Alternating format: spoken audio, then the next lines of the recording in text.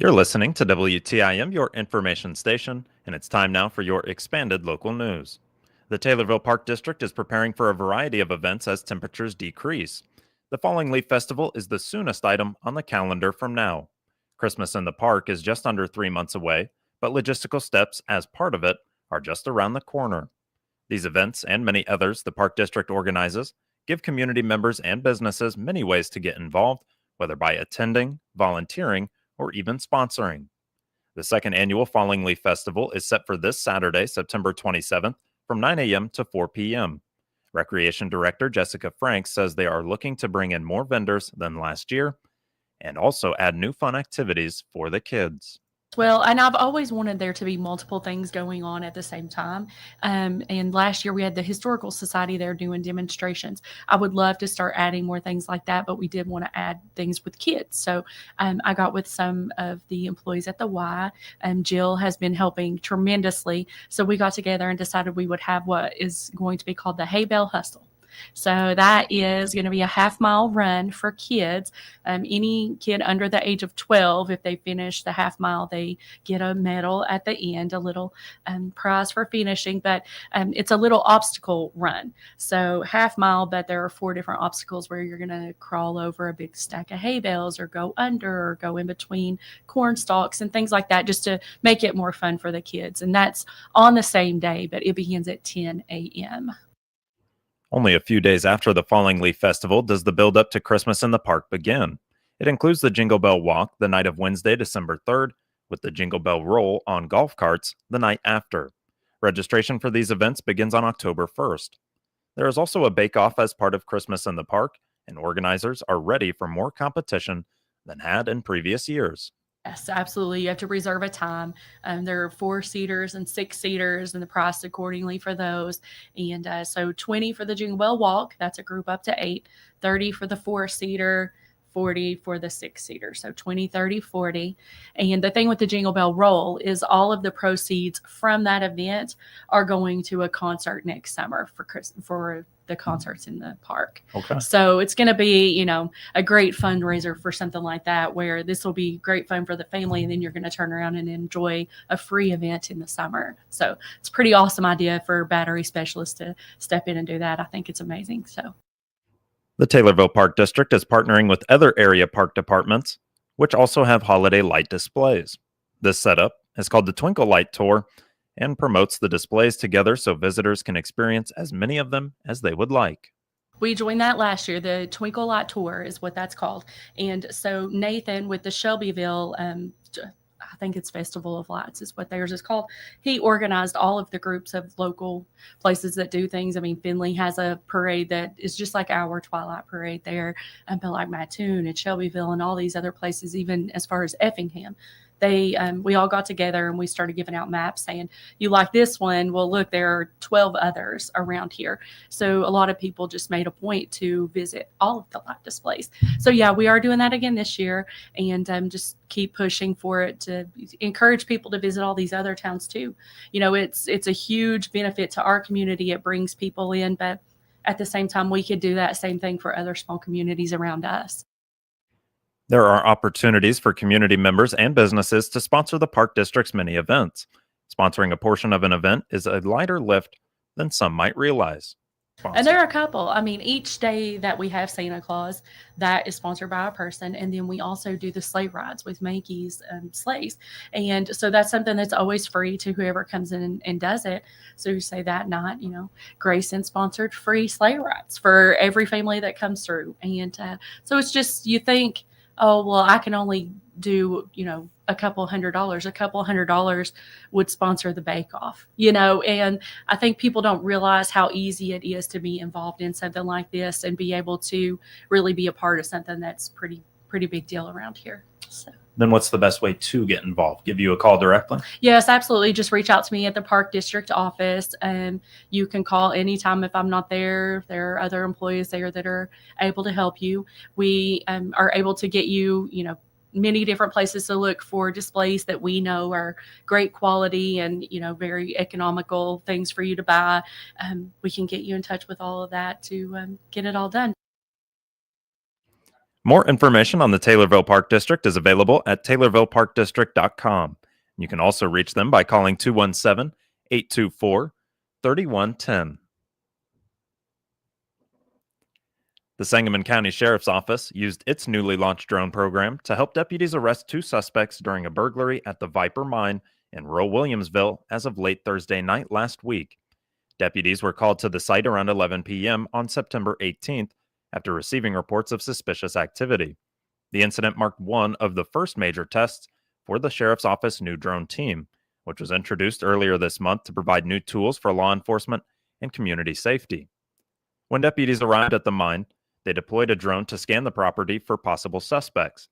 The drone pilot quickly identified an open door and detected voices coming from inside one of the buildings. As deputies moved closer, they heard glass breaking and spotted a person fleeing through a window. Inside the building, deputies located and arrested 30-year-old Maria Genovese of Springfield. At the time, the drone tracked a second suspect attempting to hide in a nearby tree line. Guided by the aerial footage, deputies arrested 53-year-old Daniel Gregg Jr., also of Springfield. Gregg sustained cuts to his arm while fleeing and was treated at the scene before taken into custody. Investigators recovered numerous burglary tools from inside of the facility. A Viper Mine employee later estimated the damage to the building, which included destruction of electrical wiring and plumbing, at roughly $80,000.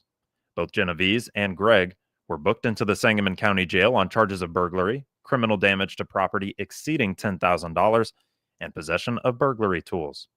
The Sheriff's Office drone team was established under Sheriff Paula Crouch and began operating in early September.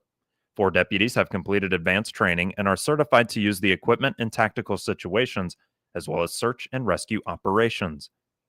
This burglary response is the second successful operation using the drones in less than a week.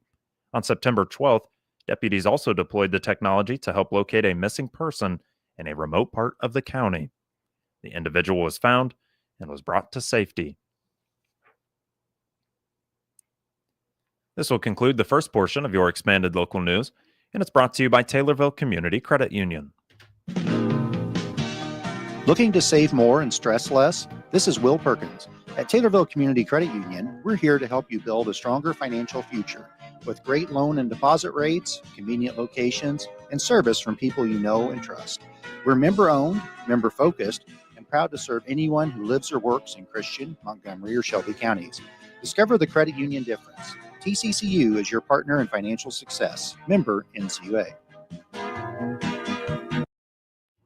The fallout continues after the killing of conservative activist Charlie Kirk. With the suspect now in custody, attention has turned to the public's reactions to the incident.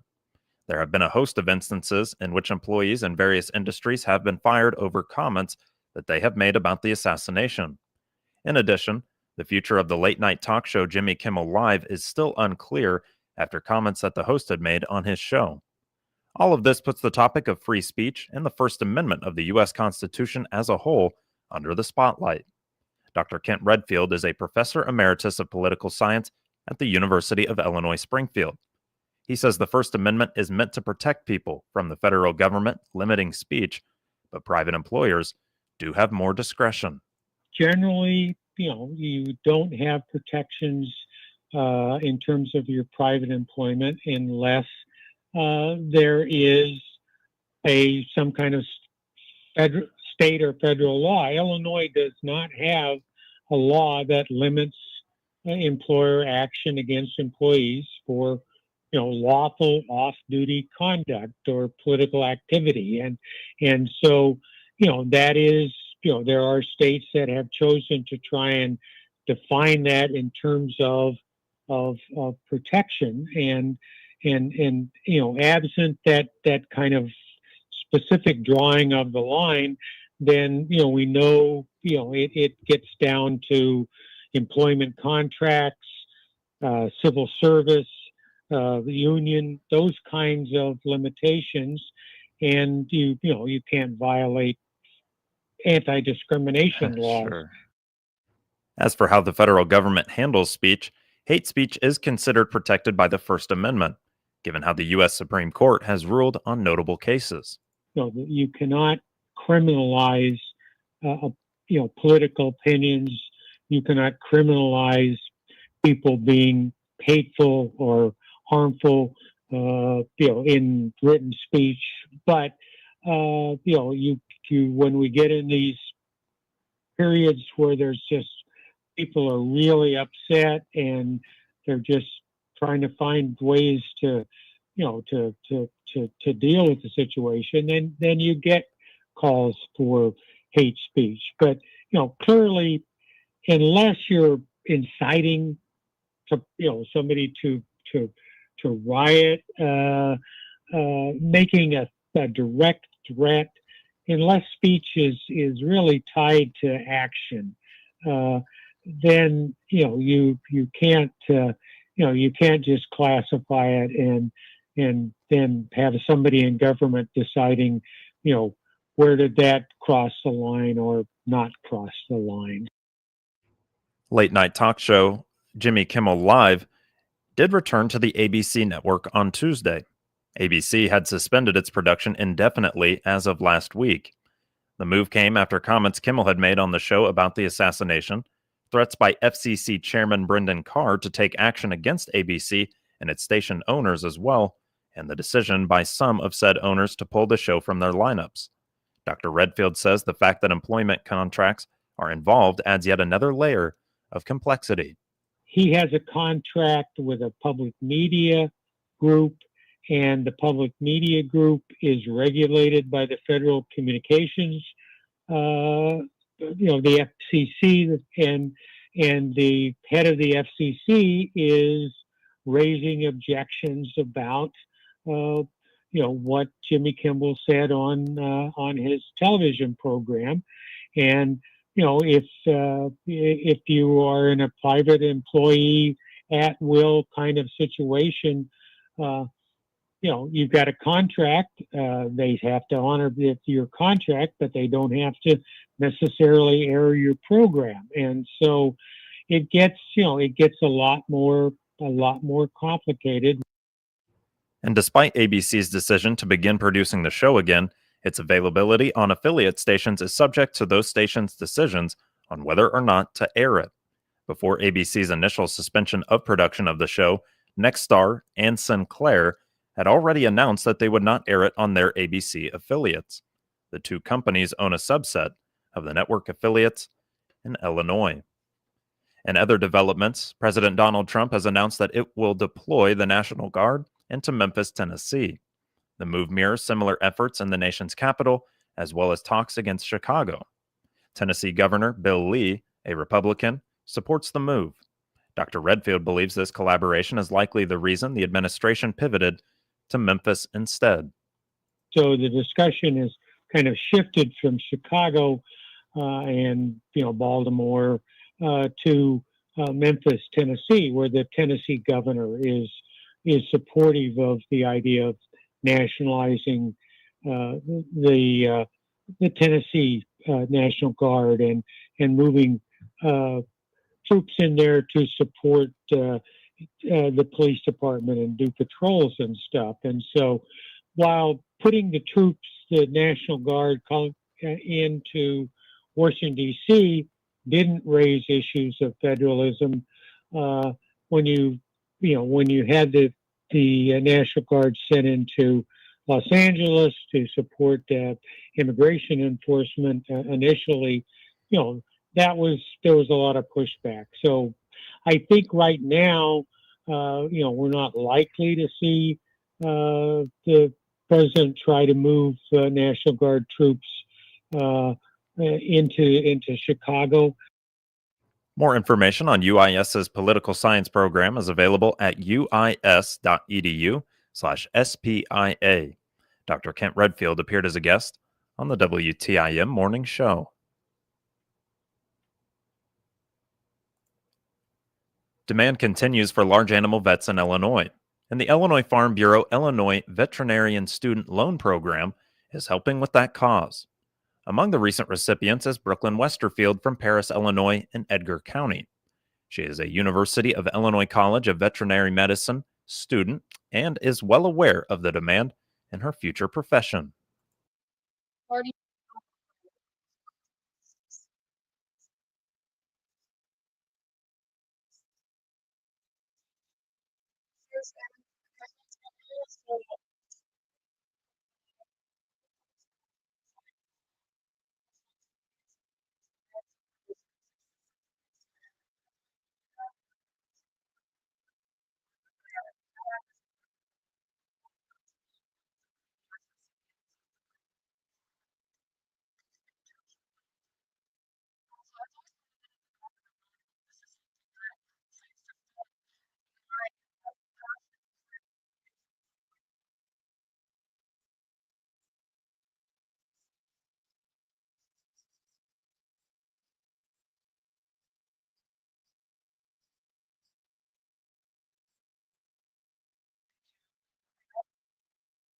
She is receiving a $40,000 loan provided through the program. Graduates must commit to working in a food animal practice that serves Illinois livestock producers and repay the loan over 5 years after graduation.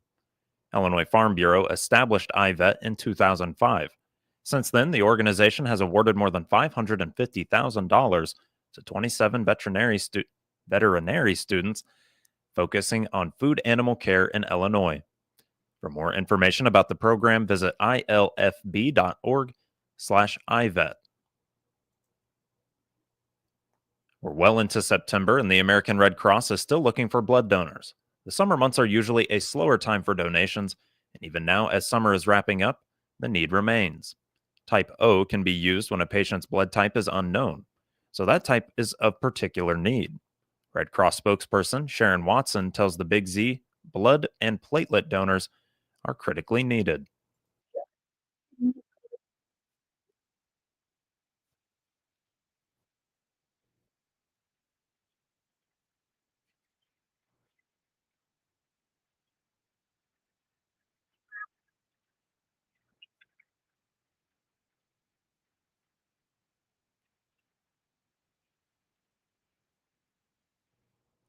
And if you want to donate blood, you can find information on where and how to do so at redcrossblood.org, or you can download a free Red Cross app, which uses your location to allow you to find the nearest donation center near you. Moving now to obituaries, but first, this will conclude the second portion of your expanded local news, and it's brought to you by C&B Bank and Trust. Life comes with surprises. Your checking account should help you handle them. With Gateway Checking from C&B Bank and Trust, you'll enjoy benefits that go beyond banking. Get cell phone protection, 24/7 roadside assistance, ID theft aid, and even savings on shopping and travel through Bazing. Plus, you'll have the convenience of digital banking, bill pay, debit card access, and e-statements, all designed to keep your money safe and your life simple. C&B Bank and Trust, helping to open doors since 1854. Member FDIC, Equal Housing Lender. Moving now to obituaries, which can be found at TaylorvilleDailyNews.com and are brought to you by Sutton Memorial Home. This is Chad Sparks. When you lose a loved one, your choice for making final arrangements should be with the compassionate family at Sutton Memorial Homes. They know the death of a loved one is difficult. Austin and Evan at Sutton's and the entire staff have devoted themselves to loving and caring for those in their community in their time of need. You can trust Sutton Memorial Homes to assist your family in making final arrangements that will be a tribute to your loved one. Sutton Memorial Homes, caring is what they do best. 76-year-old Clarence R. Barker of Taylorville died on September 22nd. Graveside service will be September 29th at 12 p.m. at Morrisonville Cemetery. Funeral arrangements are being handled by McClure Funeral Home and Cremation Services in Taylorville. 92-year-old Melba Dorothy Miller of Fillmore died on September 21st. Visitation was September 25th from 4 to 7 p.m. at Fillmore Baptist Church in Fillmore, while the funeral service will be today, September 26th, at 11 a.m. at Fillmore Baptist Church in Fillmore. Burial will be at Bostill Cemetery in Irving, and funeral arrangements are being handled by Bostill Cemetery in Irving. 61-year-old Susan L. Henderson of Mount Auburn died on September 21st. Graveside service will be September 30th at 11 a.m. at Mount Auburn Cemetery. Funeral arrangements are being handled by Sutton Memorial Home in Taylorville. And 65-year-old Paula Jo Smith of Awanaco died on August 30th. Visitation is October 3rd from 9 a.m. to 11 a.m. at Calvary Baptist Church in Taylorville. Funeral service will be October 3rd at 11 a.m. at Calvary Baptist Church in Taylorville. Interment will be at Awanaco Cemetery. Get details on these and other local news stories at TaylorvilleDailyNews.com or hear them every hour on WTIM. WTIM is your only local news radio.